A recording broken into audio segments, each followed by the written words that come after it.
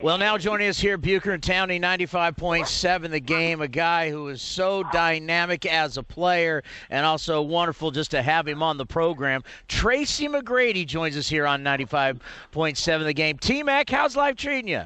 Oh, man, I can't complain. I'm blessed, man. Thanks for having me on. How were your adventures playing in Qingdao this past season? That's what it was, an adventure. You know what? It was better than the expectations I put on it. I really didn't know what to expect going in, but it was fun. It's a 32-game season, 17 teams, and it was a different experience, and it was something that I was willing to try out, and I'm glad I actually went over there. It was fun. Now, I know this from being over there.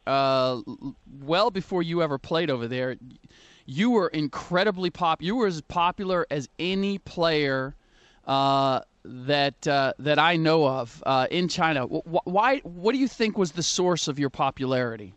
Well, I don't know. It all started back when I played in Orlando. I had like the number one selling jersey over there because I used to go over there on a lot of tours for Adidas, and just to really just relate with the Chinese people over there, to interact and teach basketball to them.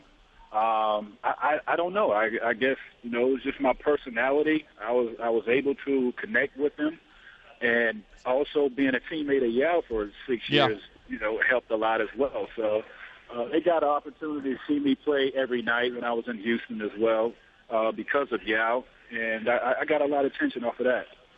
Tracy McGrady joins us here, Bucher and Towny, 95.7 The Game. And we have here, we cover the Oakland Athletics, and we have a Cuban-born player by the name of Yoenis Cespedes. And I've always marveled about, going to another country, going to another culture, not knowing the language, and having not only to perform on the baseball diamond, but you also have to survive away from the field. So what was that like for you, being there full-time in a different culture, different language, not only having to survive on the court, but having to survive off?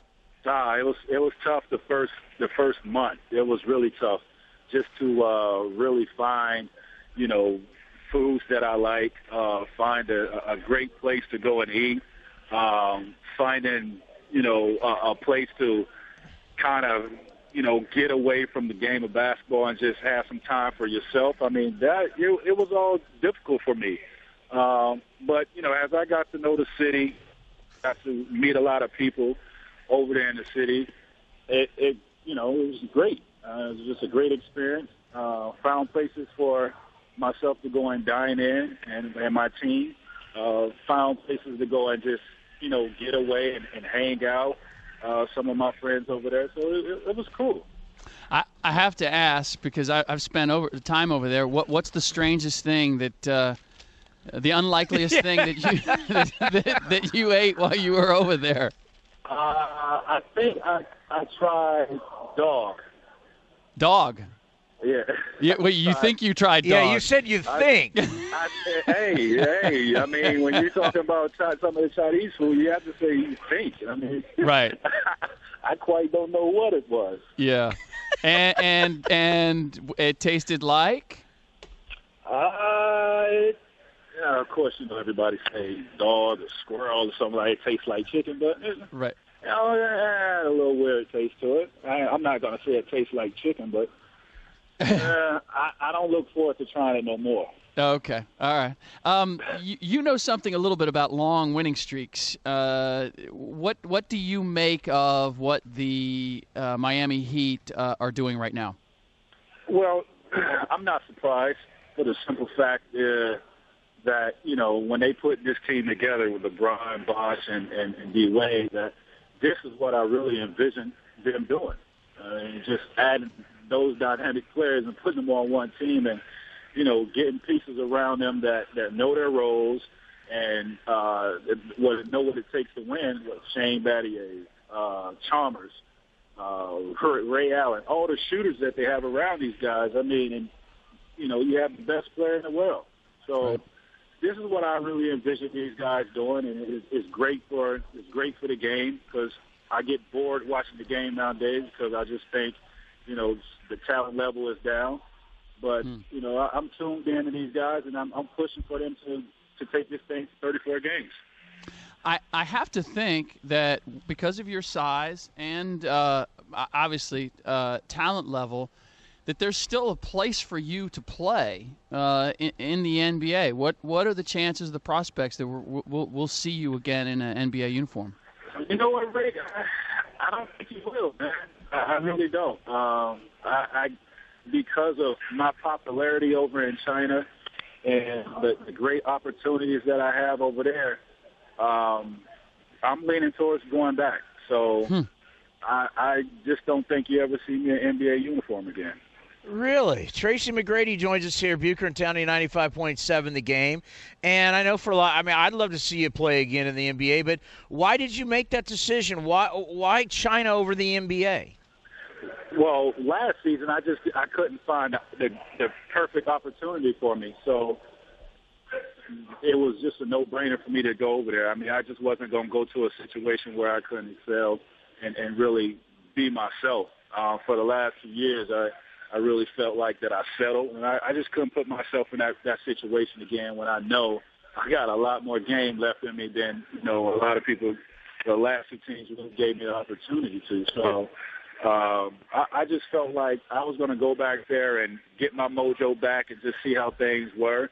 And if that opportunity comes in the fall where I get to come back to the NBA and it's on a team where I feel like I can win and contend for a title, then yeah, maybe I'll do that. But if that's not the case, then China is definitely where I'll be playing again. Who among the guys, because you're certainly not alone, there are a number of well-known guys now, that NBA guys that are playing over in China. Is there anybody in particular that you leaned on to make the transition? No, not at all. I really didn't talk to none of those guys.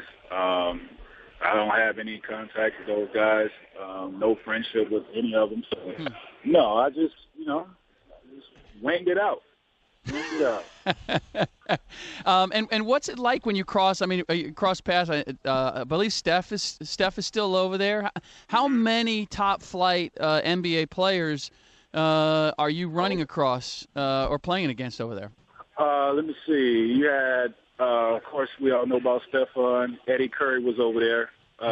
Gilbert's over there. Yep. Von Wafer that played for, I think, the Orlando Magic. He was my teammate in Houston. He's over there. Okay. Yee went back over there. I think he's playing for the championship right now. He's over there. Terrence Williams, that's with Boston right now. He's over there. Okay. It's some great talent over there, and a lot of people will be surprised of the talent level. I don't know what the talent level was a few years ago, but now, them guys are pretty good over there, and the NBA guys are just really adding to it. Yeah, no question. Sounds like some pretty big names over there. Tracy McGrady joins us here, Bucher and Towny, 95.7 The Game. Coming out of high school, you played a lot of basketball early. And now, as you're sitting here, I believe you're 33. We just had Kobe Bryant in town taking on the Lakers, and Kobe's about 34 years old. And Kobe's grinding it every single night. What do you think his body feels like right now? Because you'd be very similar. Kobe's a different creature. He's just a different guy. He eats, sleeps, and breathes. Basketball is just his life, and he's so competitive, and he goes out of his way to, keep his body in shape, make sure he don't put anything bad into his body. His work ethic is, unbelievable. That's why he's so great, and I'm not shocked that he's competing at a high level. And, most of these guys, Kobe, Paul Pierce, these guys are fortunate enough to not have any significant injuries. Yeah. I wish I still was playing in the NBA, but, after so many minutes and just years, it took a toll on my body. And unfortunately, I had that knee injury, and it just really set me back a few years. Is there anything, when you look back on your NBA career, is there anything that you would have done different, or would have liked to have done different, or would have liked to have seen happen different? Yeah. Well, you can't never really predict, how injury is going to come about, when they're going to come about. I just wish me and Yao would have really had the opportunity. And I think about this all the time when I think about what could have, should have. Is when we acquired Ron Artest that year. Yep. And that team right there that we had, if I was healthy, I mean, who knows what we could have done that year. I mean, with the talent level that we had on our team was just unbelievable. We had great chemistry. Adding Ron just added more depth to what we already had. You know, the Shane Battiers, Carl Landry, Aaron Brooks, and Cal. I mean, it was just we had it. That was our year right there. And unfortunately, you know, I was the guy. I couldn't go. My knee gave out on me, and they took the Lakers in the second round to 7 games without me, without Yao. Go figure. Yeah.